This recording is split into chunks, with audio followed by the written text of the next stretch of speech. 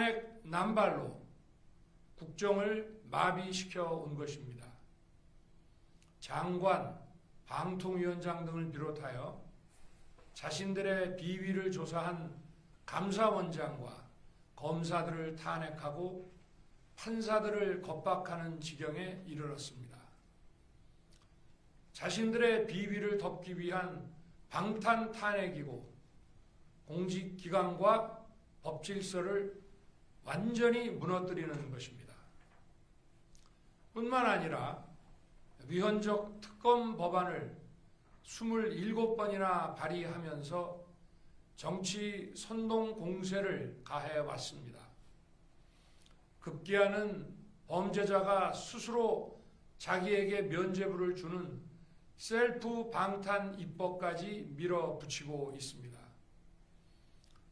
거대 야당이 지배하는 국회가 자유민주주의의 기반이 아니라 자유민주주의 헌정 질서를 파괴하는 괴물이 된 것입니다. 이것이 국정마비요, 국가 위기 상황이 아니면 무엇이란 말입니까? 이것뿐만이 아닙니다. 지금 거대 야당은 국가 안보와 사회 안전까지 위협하고 있습니다. 예를 들어 지난 6월 중국인 3명이 드론을 띄워 부산에 정박 중이던 미국 항공모함을 촬영하다 적발된 사건이 있었습니다. 이들의 스마트폰과 노트북에서는 최소 2년 이상 한국의 군사시설들을 촬영한 사진들이 발견됐습니다. 지난달 40일에는 40대 중국인이 드론으로 국정원을 촬영하다 붙잡혔습니다. 이 사람은 중국에서 입국하자마자 곧장 국정원으로 가서 이 같은 일을 벌인 것으로 확인됐습니다. 하지만 현행 법률로는 외국인의 간첩 행위를 간첩죄로 처벌할 길이 없습니다. 이러한 상황을 막기 위해 형법의 간첩죄 조항을 수정하려 하였지만 거대 야당이 완강히 가로막고 있습니다.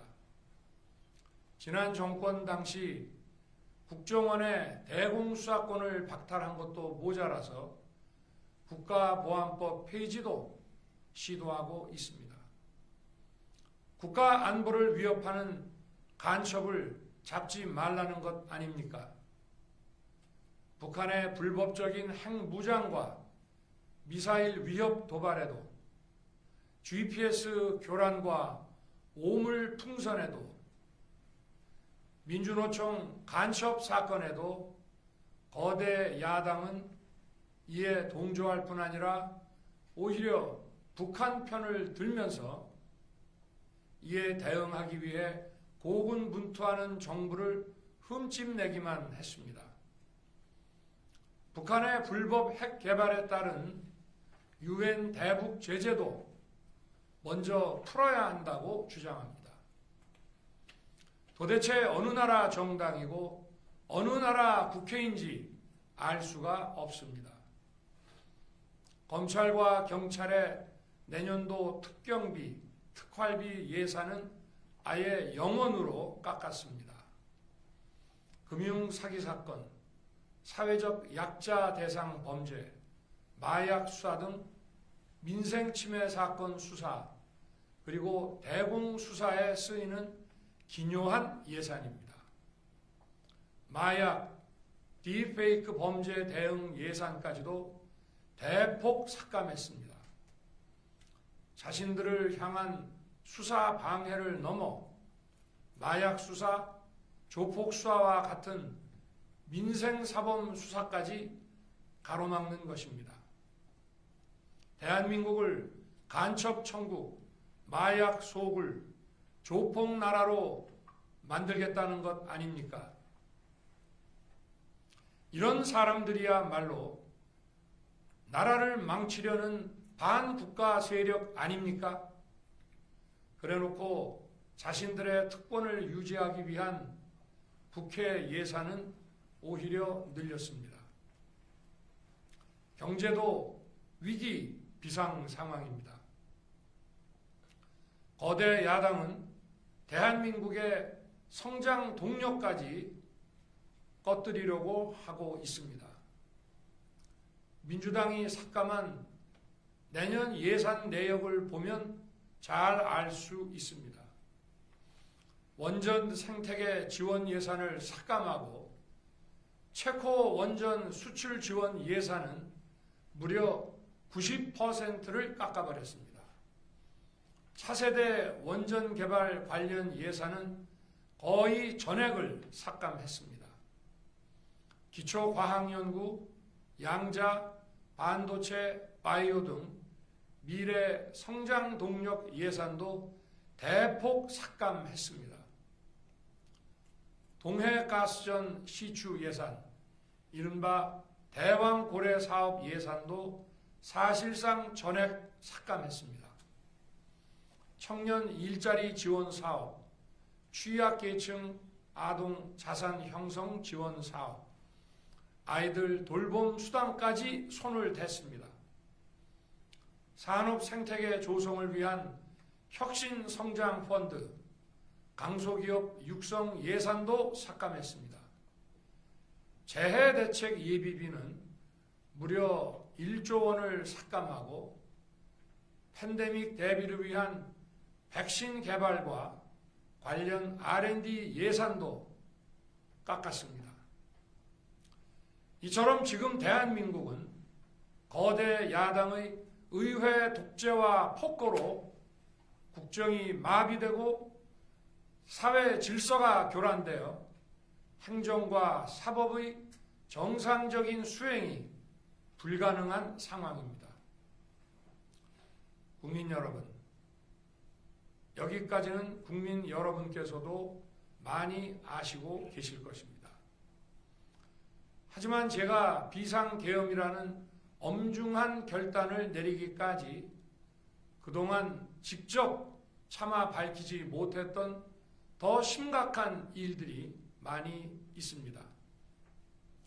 작년 하반기 선거관리위원회를 비롯한 헌법기관들과 정부기관에 대해 북한의 해킹 공격이 있었습니다. 국가정보원이 이를 발견하고 정보 유출과 전산 시스템 안전성을 점검하고자 했습니다. 다른 모든 기관들은 자신들의 참관하에 국정원이 점검하는 것에 동의하여 시스템 점검이 진행되었습니다. 그러나 선거관리위원회는 헌법기관임을 내세우며 완강히 거부하였습니다. 그러다가 선관위에 대규모 채용 부정 사건이 터져 감사와 수사를 받게 되자 국정원의 점검을 받겠다고 한 발 물러섰습니다. 그렇지만 전체 시스템 장비의 아주 일부분만 점검에 응하였고 나머지는 불응했습니다. 시스템 장비 일부분만 점검했지만 상황은 심각했습니다. 국정원 직원이 해커로서 해킹을 시도하자 얼마든지 데이터 조작이 가능하였고 방화벽도 사실상 없는 것이나 마찬가지였습니다. 비밀번호도 아주 단순하여 1, 2, 3, 4, 5 같은 식이었습니다. 시스템 보안관리 회사도 아주 작은 규모의 전문성이 매우 부족한 회사였습니다. 저는 당시 대통령으로서 국정원의 보고를 받고 충격에 빠졌습니다. 민주주의의 핵심인 선거를 관리하는 전산 시스템이 이렇게 엉터리인데 어떻게 국민들이 선거 결과를 신뢰할 수 있겠습니까? 선관위도 국정원의 보안 점검 과정에 입회하여 지켜보았지만 자신들이 직접 데이터를 조작한 일이 없다는 변명만 되풀이할 뿐이었습니다. 선관위는 헌법기관이고 사법부 관계자들이 위원으로 있어 영장에 의한 압수수색이나 강제 수사가 사실상 불가능합니다. 스스로 협조하지 않으면 진상규명이 불가능합니다. 지난 24년 4월 총선을 앞두고도 문제 있는 부분에 대한 개선을 요구했지만 제대로 개선되었는지는 알 수 없습니다. 그래서 저는 이번에 국방장관에게 선관위 전산 시스템을 점검하도록 지시한 것입니다. 최근 거대 야당 민주당이 자신들의 비리를 수사하고 감사하는 서울중앙지검장과 검사들, 헌법기관인 감사원장을 탄핵하겠다고 하였을 때 저는 이제 더 이상은 그냥 지켜볼 수만 없다고 판단했습니다. 뭐라도 해야 되겠다고 생각했습니다. 이들은 이제 곧 사법부에도 탄핵의 칼을 들이댈 것이 분명했습니다. 저는 비상계엄령 발동을 생각하게 되었습니다. 거대 야당이 헌법상 권한을 남용하여 위헌적 조치들을 계속 반복했지만 저는 헌법의 틀 내에서 대통령의 권한을 행사하기로 했습니다.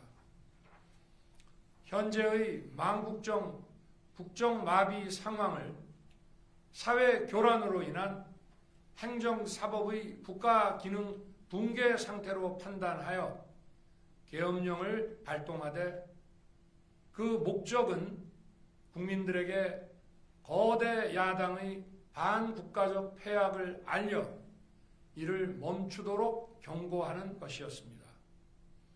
그럼으로써 자유민주주의 헌정질서의 붕괴를 막고 국가 기능을 정상화하고자 하였습니다.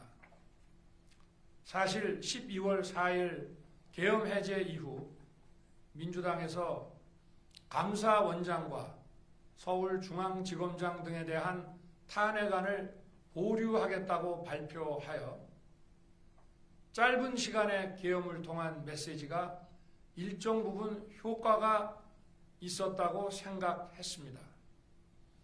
그러나 이틀 후 보류하겠다던 탄핵 소추를 그냥 해버렸습니다. 비상계엄의 명분을 없애겠다는 뜻이었습니다.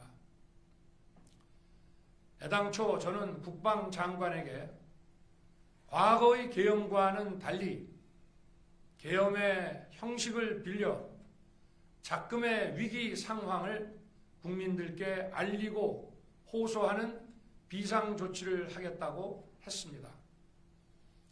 그래서 질서 유지에 필요한 소수의 병력만 투입하고 실무장은 하지 말고 국회의 계엄 해제 의결이 있으면 바로 병력을 철수시킬 것이라고 했습니다. 실제로 국회의 계엄 해제 의결이 있자 국방부 청사에 있던 국방장관을 제 사무실로 오게 하여 즉각적인 병력 철수를 지시하였습니다. 제가 대통령으로서 발령한 이번 비상조치는 대한민국의 헌정 질서와 국헌을 망가뜨리려는 것이 아니라 국민들에게 망국의 위기 상황을 알려드려 헌정 질서와 국헌을 지키고 회복하기 위한 것입니다. 소규모이지만 병력을 국회에 투입한 이유도 거대 야당의 망국적 행태를 상징적으로 알리고 계엄 선포 방송을 본 국회 관계자와 시민들이 대거 몰릴 것을 대비하여 질서 유지를 하기 위한 것이지 국회를 해산시키거나 기능을 마비시키려는 것이 아님은 자명합니다. 300명 미만의 실무장하지 않은 병력으로 그 넓은 국회 공간을 상당 기간 장악할 수 없는 것입니다. 과거와 같은 계엄을 하려면 수만 명의 병력이 필요하고 광범위한 사전 논의와 준비가 필요하지만 저는 국방장관에게 계엄령 발령 담화 방송으로 국민들께 알린 이후에 병력을 이동시키라고 지시했습니다. 그래서 10시 30분 담화 방송을 하고 병력 투입도 11시 30분에서 12시 조금 넘어서 이루어졌으며 1시 조금 넘어 국회의 계엄 해제 결의가 있자 즉각 군 철수를 지시하였습니다. 결국 병력이 투입된 시간은 한두 시간 정도에 불과합니다. 만일 국회 기능을 마비시키려 했다면 평일이 아닌 주말을 기해서 계엄을 발동했을 것입니다. 국회 건물에 대한 단전 단수 조치부터 취했을 것이고 방송 송출도 제한했을 것입니다. 그러나 그 어느 것도 하지 않았습니다. 국회에서 정상적으로 심의가 이루어졌고 방송을 통해 온 국민이 국회 상황을 지켜보았습니다. 자유민주 헌정 질서를 회복하고 수호하기 위해 국민들께 망국적 상황을 호소하는 불가피한 비상조치를 했지만 사상자가 발생하지 않도록 안전사고 방지에 만전을 기하도록 하였고 사병이 아닌 부사관 이상 정예 병력만 이동시키도록 한 것입니다. 저는 이번 비상계엄을 준비하면서 오로지 국방장관하고만 논의하였고 대통령실과 내각 일부 인사에게 선포 직전 국무회의에서 알렸습니다. 각자의 담당 업무 관점에서 우려되는 반대 의견 개진도 많았습니다. 저는 국정 전반을 보는 대통령의 입장에서 현 상황에서 이런 조치가 불가피하다고 설명했습니다. 군 관계자들은 모두 대통령의 비상계엄 발표 이후 병력 이동 지시를 따른 것이니만큼 이들에게는 전혀 잘못이 없습니다. 그리고 분명히 말씀드리지만 저는 국회 관계자의 국회 출입을 막지 않도록 하였고 그래서 국회의원과 엄청나게 많은 인파가 국회 마당과 본관, 본회의장으로 들어갔고 계엄해제 안건 심의도 진행된 것입니다. 그런데도 어떻게든 내란죄를 만들어 대통령을 끌어내리기 위해 수많은 허위 선동을 만들어내고 있습니다. 도대체 2시간짜리 내란이라는 것이 있습니까? 질서 유지를 위해 소수의 병력을 잠시 투입한 것이 폭동이란 말입니까? 거대 야당이 거짓 선동으로 탄핵을 서두르는 이유가 무엇이겠습니까? 단 하나입니다. 거대 야당 대표의 유죄 선고가 임박하자 대통령의 탄핵을 통해 이를 회피하고 조기 대선을 치르려는 것입니다. 국가 시스템을 무너뜨려서라도 자신의 범죄를 덮고 국정을 장악하려는 것입니다. 이야말로 국헌문란 행위 아닙니까? 저를 탄핵하든 수사하든 저는 이에 당당히 맞설 것입니다. 저는 이번 계엄 선포와 관련해서 법적, 정치적 책임 문제를 회피하지 않겠다고 이미 말씀드린 바 있습니다. 저는 대통령 취임 이후 지금까지 단 한순간도 개인적인 인기나 대통령 임기 자리 보존에 연연해온 적이 없습니다. 자리 보존 생각만 있었다면 국헌 문란 세력과 구태여 맞서 싸울 일도 없었고 이번과 같이 비상계엄을 선포하는 일은 더더욱 없었을 것입니다. 5년 임기 자리 지키기에만 매달려 국가와 국민을 외면할 수 없었습니다. 저를 뽑아주신 국민의 뜻을 저버릴 수 없었습니다. 하루가 멀다 하고 다수의 힘으로 입법 폭거를 일삼고 오로지 방탄에만 혈안되어 있는 거대 야당의 의회 독재에 맞서 대한민국의 자유민주주의와 헌정 질서를 지키려 했던 것입니다. 그 길밖에 없다고 판단해서 내린 대통령의 헌법적 결단이자 통치 행위가 어떻게 내란이 될 수 있습니까? 대통령의 비상계엄 선포권 행사는 사명권 행사, 외교권 행사와 같은 사법심사의 대상이 되지 않는 통치 행위입니다. 국민 여러분, 지금 야당은 저를 중범죄자로 몰면서 당장 대통령직에서 끌어내리려 하고 있습니다. 만일 망국적 국헌문란 세력이 이 나라를 지배한다면 어떤 일이 벌어지겠습니까?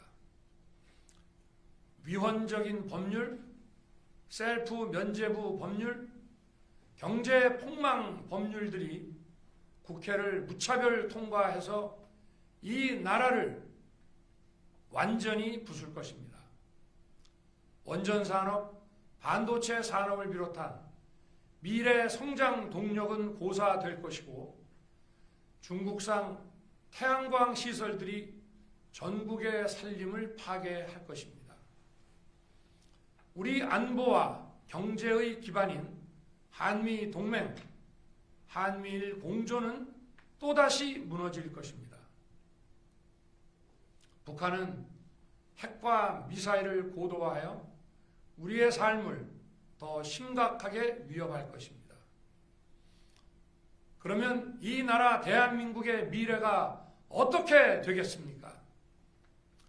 간첩이 활개치고 마약이 미래 세대를 망가뜨리고 조폭이 설치는 그런 나라가 되지 않겠습니까? 지금껏 국정마비와 국헌문란을 주도한 세력과 범죄자 집단이 국정을 장악하고 대한민국의 미래를 위협하는 일만큼은 어떤 일이 있어도 막아야 합니다. 저는 끝까지 싸울 것입니다. 국민 여러분, 국정마비의 망국적 비상 상황에서 나라를 지키기 위해 국정을 정상화하기 위해 대통령의 법적 권한으로 행사한 비상계엄 조치는 대통령의 고도의 정치적 판단이고 오로지 국회의 해제 요구만으로 통제할 수 있는 것입니다. 이것이 사법부의 판례와 헌법학계의 다수 의견임을 많은 분들이 알고 있습니다. 저는 국회 해제 요구를 즉각 수용했습니다. 계엄 발령 요건에 관해 다른 생각을 가지고 계신 분들도 있습니다만 나라를 살리려는 비상 조치를 나라를 망치려는 내란 행위로 보는 것은 여러 헌법학자와 법률가들이 지적하는 바와 같이 우리 헌법과 법 체계를 심각한 위험에 빠뜨리는 것입니다. 저는 묻고 싶습니다. 지금 여기저기서 광란에 칼춤을 추는 사람들은 나라가 이 상태에 오기까지 어디서 도대체 무엇을 했습니까? 대한민국의 상황이 위태롭고 위기에 놓여 있다는 생각도 전혀 하지 않았다는 말입니까? 공직자들에게 당부합니다. 엄중한 안보 상황과 글로벌 경제 위기에서 국민의 안전과 민생을 지키는 일에 흔들림 없이 매진해 주시기 바랍니다. 국민 여러분, 지난 2년 반 저는 오로지 국민만 바라보며 자유민주주의를 지키고 재건하기 위해 불의와 부정, 민주주의를 가장한 폭거에 맞서 싸웠습니다. 피와 땀으로 지켜온 대한민국, 우리의 자유민주주의를 지키는 길에 모두 하나가 되어 주시길 간곡한 마음으로 호소드립니다. 저는 마지막 순간까지 국민 여러분과 함께 싸우겠습니다. 짧은 시간이지만 이번 계엄으로 놀라고 불안하셨을 국민 여러분께 다시 한번 사과드립니다. 국민 여러분에 대한 저의 뜨거운 충정만큼은 믿어주십시오. 감사합니다.